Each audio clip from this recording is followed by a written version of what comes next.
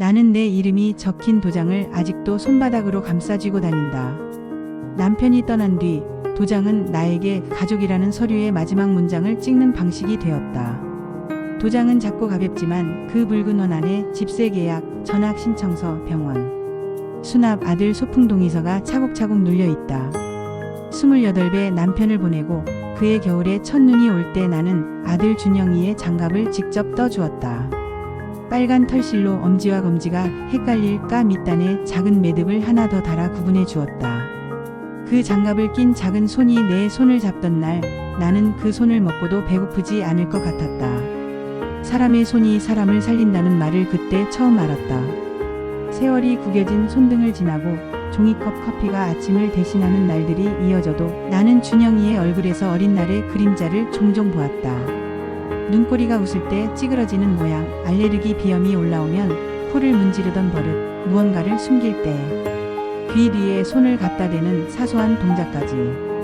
그 버릇은 그가 30을 훌쩍 넘겨 장가를 가서도 그리고 내 품에서 첫 손녀 하루를 받아 안았을 때도 사라지지 않았다. 나는 늘 그걸 안도처럼 더듬었다. 저 아이는 아직 내가 아는 아이구나 하고. 희주는 성실하고 조용한 사람이었다.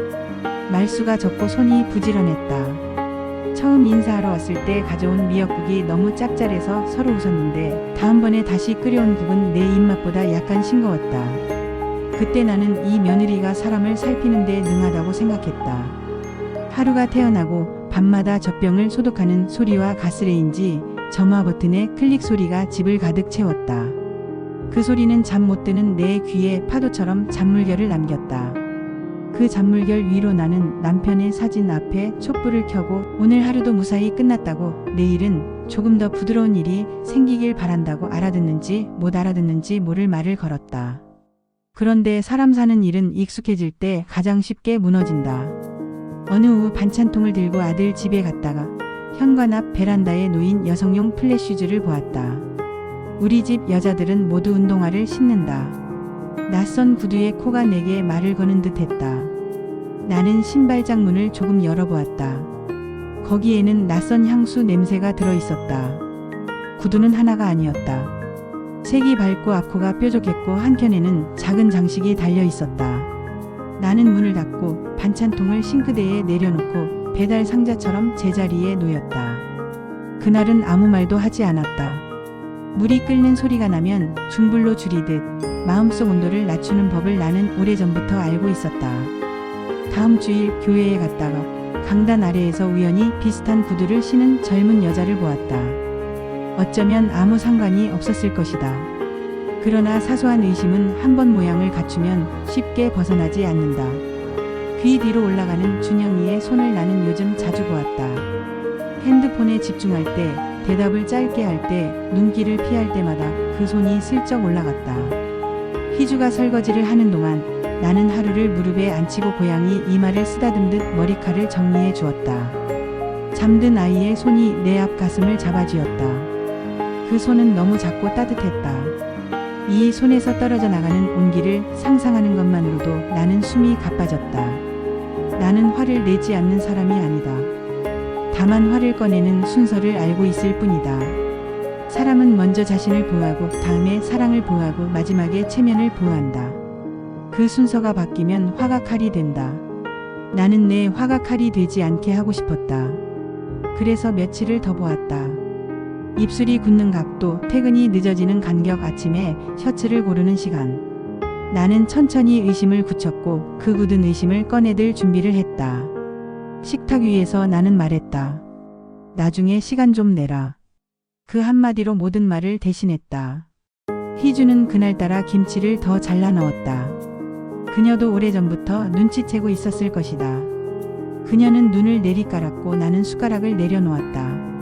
하루가 젓가락으로 물을 집으려다 떨어뜨렸다. 탁! 그 소리가 방안을 울렸다.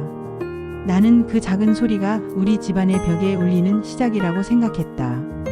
다음 날 나는 준영이를 불러 오래 걷는 길을 택했다. 한강 둔치길은 바람이 불었고 자전거 벨소리가 가끔 우리 등을 지나갔다. 나란히 걸으며 나는 오래된 이야기부터 꺼냈다.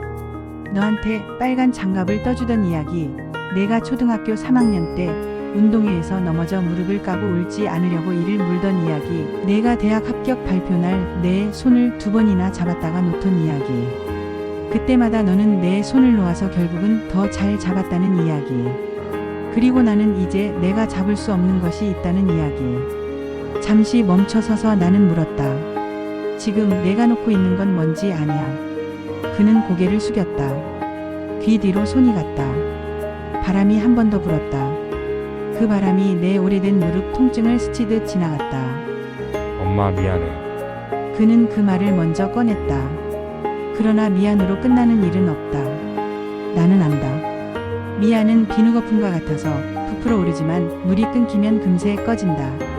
나는 조용히 말했다. 사람은 잘못을 고치는데 용기가 필요하고 용기는 혼자 생기지 않아. 나는 내 편이지만 지금 내 편이 되는 건 내가 다시 제자리로 가는 걸 돕는 일뿐이다. 그는 한참 침묵했다. 나는 침묵이 인간이 가진 가장 오래된 언어라는 것을 배웠다. 침묵은 거짓말을 품지 않기 때문이다. 그는 말없이 걸었다. 다리 밑에서 지나가는 소리가 우리의 침묵을 대신 말했다. 콘크리트 기둥에 부딪혀 돌아오는 바람 소리가 초침처럼 귓불을 때렸다. 나는 그 리듬을 타며 내 마음속 개수를 하나씩 세었다. 내가 대신 울어줄 수도 대신 무릎을 꿇어줄 수도 없었다. 그는 어른이고 어른은 자기 무릎으로 바닥을 느껴야 한다. 며칠 뒤 나는 희주를 따로 만났다.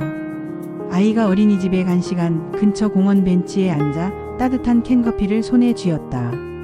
그녀의 눈 밑에 얕은 그늘이 지고 있었다. 나는 먼저 사과했다.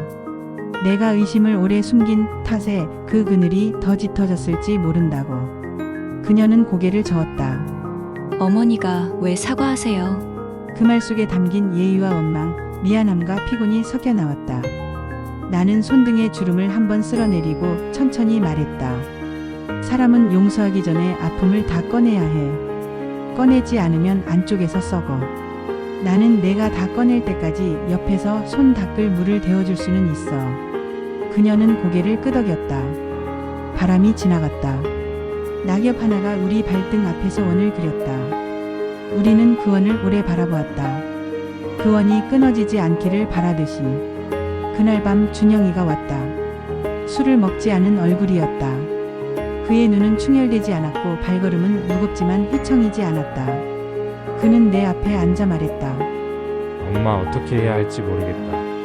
나는 그 말이야말로 시작이라고 생각했다. 모르겠다고 말하는 데는 자존심이 무너지기 때문이다. 자존심이 무너지면 사람은 비로소 배운다. 나는 그에게 종이를 내밀었다. 빈 종이에 자신이 잃을 수도 있었던 것들을 적어보라고 했다. 아이의 웃음, 밥상의 자리, 아내의 어깨, 추석 차례상에 같이 놓을 빈 그릇, 우리 세 사람이 같이 찍은 사진 프레임. 그는 한 줄씩 적어 나갔다. 글씨가 삐딱했다. 그의 삐딱한 글씨가 지금 그의 마음과 닮아 있었다. 그리고 반대면에는 되돌아갈 수 있는 길들을 적으라고 했다. 인정, 사과, 경계, 끊기, 기록, 상담. 그는 차례대로 적었다. 마지막에 물었다. 엄마 회계는 뭔데? 나는 잠시 생각하고 말했다. 남의 앞에서 무릎 꿇고 우는 게 아니고 자기 앞에서 무릎 꿇고 또 일어나 제자리로 가는 거다. 같은 길로 다시 돌아오지 않겠다고 길의 모양을 바꾸는 거다. 핸드폰에서 번호를 지우는 게 아니라 마음에서 그 그림자를 지우는 일이다. 그는 그날 상대에게 모든 연락을 끊는다고 말했다. 나에게 보여준 메시지는 짧았다. 다정함을 거두는 문장에는 장식이 없어야 한다. 그는 회사를 그만둘까도 고민했지만 도망은 회계의 다른 이름일 때가 많다. 나는 말했다. 도망치면 다 따라온다. 내가 남아서 같은 자리에 다른 발걸음 자국을 남기면 그게 회계다. 그는 다음 날부터 퇴근 시간을 기록하기 시작했다. 집에 들어오기 전 편의점에서 영수증을 받아왔다. 작은 종이 조각이 매일 내 손에 쌓였다. 나는 그것들을 봉투에 담아 날짜를 적었다. 증거는 믿음의 대체물이 될 수 없지만 믿음의 보조물은 될 수 있다. 희주는 처음엔 차갑게 그 영수증을 보았다. 손끝이 떨렸다. 나는 그녀에게 말했다. 용서는 마음이 하는 일이고 신뢰는 시간이 하는 일이다. 그 둘을 혼동하지 말자. 그녀는 말없이 봉투를 서랍에 넣었다. 하루는 아무것도 몰랐다. 그녀는 여전히 어린이집에서 돌아와 내 무릎에 올라타서 할머니, 구름은 왜 따라와? 라고 물었고 나는 말했다. 하루가 귀여워서. 그 답을 듣고 그녀는 웃었다. 아이들의 웃음은 어른의 거짓말을 씻어낸다. 그 맑음이 우리 집에 돌아온 것이 나는 가장 고마웠다. 나는 나대로 해야 할 일이 있었다. 내가 할 수 있는 일은 크고도 작았다. 잡채를 조금 넉넉히 만들고 된장을 덜 짜게 끓이고 하루의 우유컵을 매일 같은 자리에 두고 저녁에 가족 사진이 걸린 벽을 먼지 때처럼 살짝 닦는 일. 그런 사소함이 무너진 집 안에서 균형추가 되는 법을 나는 알고 있었다. 나는 또한 내 과거를 꺼내놓았다. 남편이 떠나던 밤 병실의 냄새, 복도 끝 창문에 기대 울며 내 코트에 든 모래처럼 차갑고 거친 눈물, 그리고 그 다음날 아침 장례식장 앞에서 뜨거운 국밥을 먹으며 내가 살아야 한다고 마음속으로 도장을 찍던 순간 나는 그 이야기들을 준영이에게 조심스레 말했다. 나는 살아서 너를 키웠다. 그게 옳았다. 너도 살아서 내 아이를 지켜라. 그게 옳다. 회개는 어느 날 갑자기 번개처럼 집에 내려앉지 않는다. 그것은 하루하루 작은 행동을 바꾸는 빗방울이다. 준영이는 회사에서 팀장에게 상담을 요청했고 인사팀 프로그램을 통해 외부 상담에도 다녔다. 매주 한 번 목회 상담을 받기도 했다. 그는 상대의 번호를 바꾸고 SNS 계정에서 차단을 걸었다. 퇴근 후에는 하루와 함께 퍼즐을 맞췄다. 처음에는 그 시간이 어색해서 시계를 자주 보았다. 그러나 퍼즐의 모양이 맞아갈수록 그의 손도 천천히 제자리를 찾았다. 나무 조각 하나를 끼울 때마다 나는 그가 안쪽에서 조금씩 돌아오는 소리를 들었다. 그 소리는 바닥난 서랍을 밀어 닫을 때 나는 조용한 클릭 소리처럼 분명했다. 한 달쯤 지나 희주는 내게 물었다. 어머니, 사람은 바뀐다고 믿으세요? 나는 즉시 그렇다고 말할 수 없었다. 대신 이렇게 답했다. 나는 사람이 익는다고 믿는다. 불이 새면 겉만 타고 속은 설익는다. 약한 불로 오래 두면 속까지 익는다. 너희는 지금 약불로 속을 익히는 중이다. 그녀의 눈에 오래된 물기가 맺혔다. 그 물기는 흘러내리지 않았다. 버티는 물기였다. 나는 그 물기를 닦아주지 않았다. 사람은 자기 얼굴에 물을 스스로 닦아야 한다. 나는 다만 옆에서 수건을 접어두었다. 겨울이 왔다. 하루는 목도리를 두르고 할머니, 눈사람 눈은 뭐로 해? 라고 물었다. 나는 단추라고 답했고 그녀는 내 코트를 더듬어 진짜 단추를 만지며 웃었다. 눈사람의 코는 당근, 입은 나뭇가지, 눈은 검은 자갈로 만들었다. 우리는 셋이서 나와 하루, 그리고 준영 마당에서 눈을 뭉쳤다. 그 장면을 창문 뒤에서 희주가 보고 있었다. 그녀의 눈은 우리를 향해 있었지만 그 시선에는 아직 얇은 유리가 있었다. 나는 그 유리가 금방 깨지지 않기를 바랐다. 유리가 깨지면 상처가 나니까. 대신 유리는 서서히 투명해져야 한다. 안팎의 온도가 맞춰질 때까지. 설날이 가까워오자 나는 방학 숙제처럼 마음에 적어둔 결심을 꺼냈다. 우리 집 세 사람이 다시 찍는 가족 사진. 우리가 가장 자연스럽게 웃을 수 있는 장소에서 가장 편한 옷을 입고 가장 덜 준비된 얼굴로 찍자고 했다. 사진관의 흰 배경 앞이 아니라 우리 삶의 배경 앞에서. 그래서 우리는 근처 작은 동네 도서관에 갔다. 하루의 동화책 구석에 구멍이 나 있는 곳, 창틀에 붙은 오래된 스티커가 떼어지다 만 자국이 보이는 곳, 아이들 코너에 작은 의자가 줄지어 있는 곳. 그곳에서 우리는 책을 펼쳐들고 사진을 찍었다. 사진 속에서 준영이는 하루의 머리 위를 손바닥으로 지붕처럼 덮고 있었다. 희주는 내 옆에서 책장을 넘기는 손짓을 하고 있었다. 그리고 나는 조용히 웃고 있었다. 내 웃음에는 주름이 많이 보였다. 나는 그 주름이 부끄럽지 않았다. 그 주름은 내가 살아서 찍은 도장이었다. 사진을 찍은 날 밤 우리는 식탁에 앉아 밥을 먹었다. 대화는 길지 않았다. 밥그릇과 수저가 부딪히는 소리가 집을 채웠다. 밥 다 먹고 설거지를 하려는데 희주가 내 손을 잡았다. 아주 잠깐, 아주 가볍게. 그 잡힘은 사과도 용서도 아니었다. 다만 함께 선 자리의 확인이었다. 나는 그 손을 가만히 쥐었다 놓았다. 놓을 때 손바닥에 남는 온기가 오래갔다. 그 온기를 손바닥에 대어보며 나는 오래전에 떠난 남편을 잠깐 떠올렸다. 그리고 다시 현재로 돌아왔다. 살아있는 사람들에게 내 손을 내밀어야 한다고 나는 스스로에게 또 한 번 도장을 찍었다. 봄이 오자 우리는 반지하 창문틀에 곰팡이가 피지 않도록 자주 닦았다. 짧은 장마가 지나고 여름에는 선풍기를 돌리는 법을 하루에게 가르쳤다. 가을이면 은행잎이 노랗게 떨어졌다. 그렇게 계절이 한 번 돌았다. 그 사이 준영이는 회사를 옮기지 않았고 대신 같은 책상 위에 다른 습관을 올려두었다. 점심시간에 운동장 트랙을 걷고 주 1회 상담에 꾸준히 나가고 집에 들어오기 전 차 안에서 하루를 되짚는 5분을 만들었다. 그의 귀 뒤로 가던 손은 점점 줄어들었다. 어떤 날은 아예 올라가지도 않았다. 보이지 않는 버릇은 보이는 시간으로 바뀌었다. 그는 토요일 아침마다 하루와 함께 빵집에 갔다. 빵집 주인이 우리의 얼굴을 외우고 하루는 곰빵 주세요라고 말했고 우리는 식탁에서 그 빵을 나누어 먹었다. 나눌 때마다 나는 이 집의 원이 조금씩 진해지고 있다고 느꼈다. 나는 아주 오래된 물건을 정리하듯 마음속 상자 하나를 열었다. 거기에는 준영이의 초등학교 졸업식 사진, 남편의 오래된 스웨터 단추, 그리고 빨간 장갑의 한쪽이 들어있었다. 다른 한쪽은 어디 갔는지 모른다. 나는 남은 한쪽을 햇빛 아래 펼쳐놓았다. 털실이 약간 해져 있었다. 그 장갑이 엄지에 달린 작은 매듭을 만지며 나는 생각했다. 사람이 같은 손을 가지고도 다른 일을 한다. 잡아야 할 것을 잡고 놓아야 할 것을 놓는다. 중요한 건 순서다.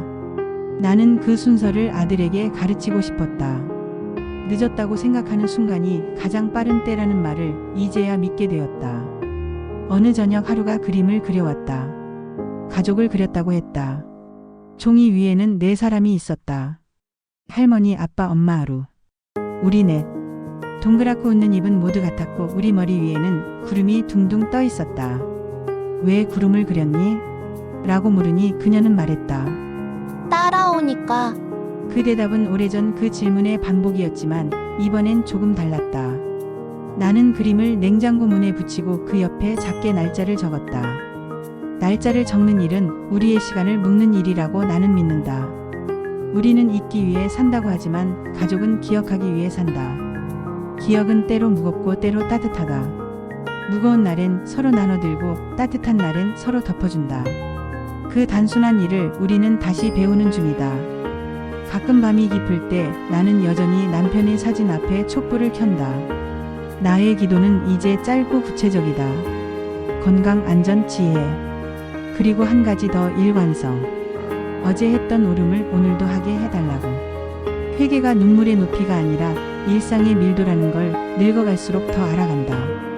늙어간다는 말은 줄어드는 일이 아니었다. 나는 유리컵의 물처럼 투명해지는 일이라고 믿는다. 비워서 비치는 것이 아니라 맑아서 스며드는 것.